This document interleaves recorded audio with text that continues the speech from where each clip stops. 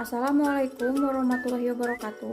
Kami dari kelompok F yang beranggotakan 4 orang. Yang pertama, Bila Yunika, yang kedua Evita Purnamasari, ketiga Silva Fauzia, dan keempat Sri Megayani akan mempresentasikan model implementasi kebijakan menurut Mazmania dan Sabatier. Nah, baik, langsung saja presentasi yang pertama akan dipaparkan oleh saudari Evita. Pengertian implementasi menurut Mazmanian dan Sabatier menyebutkan bahwa implementasi merupakan pelaksanaan keputusan kebijakan dasar yang biasanya dilakukan dalam bentuk undang-undang atau perintah-perintah maupun keputusan-keputusan eksklusif maupun badan peradilan. Biasanya keputusan tersebut mengidentifikasikan masalah yang dihadapi, tujuan yang ingin dicapai, dan struktur dari proses implementasi. Proses ini normanya melewati berbagai tahapan, yaitu pengeluaran aturan dasarnya, diikuti dengan keputusan kebijakan dari agen pelaksana, dampak aktual, dan akhir revisi terhadap aturan dasarnya. Selanjutnya, model implementasi menurut Mazmanian dan Sabatier. Dalam studi implementasi, Mazmanian dan Sabatier adalah para ahli termasuk ke dalam generasi kedua, yaitu pada tahun 1980-an. Generasi kedua adalah generasi yang membangun model pengembangan pendekatan implementasi kebijakan yang bersifat dari atas ke bawah, top on down, perspektif. Perspektif dari pendekatan ini yaitu berfokus pada tugas birokrasi untuk melaksanakan kebijakan yang telah diputuskan secara politik. Adapun beberapa ahli lainnya yang termasuk ke dalam golongan penganut pendekatan top on down bersama Mazmanian dan Sabatier diantaranya yaitu Nakamura dan Smallwood pada tahun 1980, Edward III tahun 1980, Grindel tahun 1980, Van Motor dan Van Hart 1970. Namun, dari sejumlah ahli yang dapat digolongkan sebagai pengikut aliran top-down, barangkali hanya Mazmanian dan Sabatier tahun 1983 yang dianggap paling lengkap dalam meramu berbagai variabel hasil karya para peneliti generasi kedua yang menggunakan pendekatan top-down menjadi sebuah model komprehensif. Model yang dibangun oleh Sabatier dan Mazmanian tahun 1983 mensintesis kurang lebih 17 variabel, tergantung hasil penelitian para ahli terdahulu.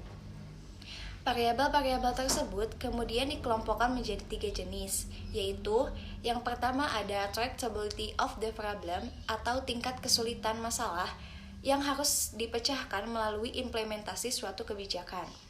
Semakin sulit masalah yang harus dipecahkan, tentu akan semakin kecil peluang keberhasilan implementasi. Kemudian yang kedua yaitu ada ability of statute to structure implementation atau kemampuan kebijakan dalam merespon masalah yang akan dipecahkan. Semakin jelas tujuan, dukungan sumber daya, dan lain-lain, maka akan semakin besar peluang keberhasilan implementasi kebijakannya.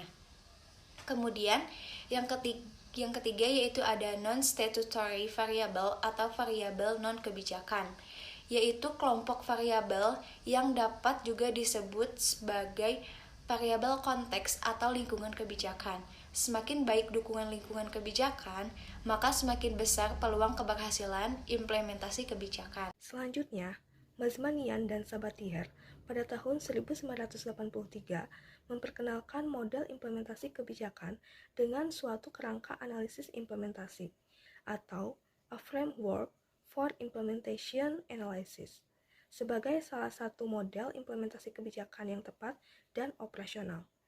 Menurut mereka, analisis implementasi kebijakan adalah mengidentifikasikan variabel-variabel yang mempengaruhi tercapainya tujuan-tujuan formal pada keseluruhan proses implementasi.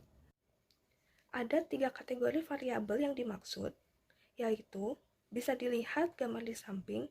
Yang pertama, variabel independen, yaitu mudah tidaknya masalah yang akan digarap yang berkenaan dengan indikator masalah teori dan teknis pelaksanaan, keragaman objek, dan perubahan seperti apa yang dikehendaki. Yang kedua, variabel intervening, yaitu kemampuan keputusan kebijakan untuk menstrukturkan secara tepat proses implementasi dengan indikator kejelasan dan konsistensi tujuan. Dipergunakan teori kausal, ketepatan alokasi sumber dana, keterpaduan hierarkis di antara lembaga pelaksana, aturan pelaksana dari lembaga pelaksana, perekrutan jabatan pelaksana, dan keterbukaan kepada pihak luar.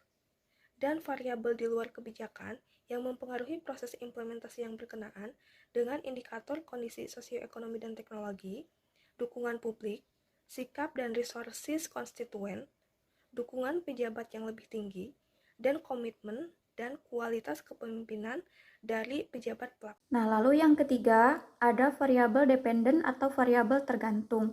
Perlu kita ketahui, variabel dependen ini adalah variabel yang dipengaruhi atau variabel yang menjadi akibat dari adanya variabel intervening tadi. Nah, variabel dependen ini yaitu tahapan dalam proses implementasi dengan 5 tahapan pemahaman dari lembaga-lembaga atau badan pelaksana dalam bentuk disusunnya kebijakan pelaksana, kepatuhan objek hasil nyata, penerimaan atas hasil nyata tersebut, dan akhirnya mengarah pada revisi atau kebijakan yang dibuat dan dilaksanakan tersebut ataupun keseluruhan kebijakan yang bersifat mendasar. Bisa kita perhatikan gambar di samping. Nah, di sana terlihat jelas keterkaitan antara variabel, di mana ketiganya saling mempengaruhi dalam proses keberhasilan implementasi kebijakan. Dari berbagai model implementasi yang ada, tentunya terdapat banyak kekurangan dan kelebihan dari model-model itu sendiri. Begitupun juga dengan model implementasi menurut Mazmanian dan Sabatier. Berdasarkan model implementasi ini, terdapat disimpulkan bahwa keunggulan dari model ini adalah kemampuannya mengidentifikasi dan menjelaskan proses implementasi kebijakan mulai dari output kebijakan sampai pada dampak dari kebijakan tersebut yang ditunjukkan sebagai variabel tergantung dan dipengaruhi oleh variabel-variabel bebas yang teridentifikasi sebagaimana pada gambar model di atas. Nah, lalu setelah keunggulannya pasti ada juga kelemahannya. Nah, kelemahan dari model ini adalah proses implementasinya sangat rumit dan tidak hanya terletak pada birokrasi sebagai implementer tetapi juga faktor-faktor di luar birokrasi. Baik, alhamdulillah sekian presentasi tentang model implementasi menurut Mazmania dan Sabatier dari kelompok kami. Mohon maaf apabila masih banyak kekurangan dan terdapat kata-kata yang kurang jelas. Kiranya apa yang kami presentasikan dapat berguna bagi kita semua. Wassalamualaikum warahmatullahi wabarakatuh.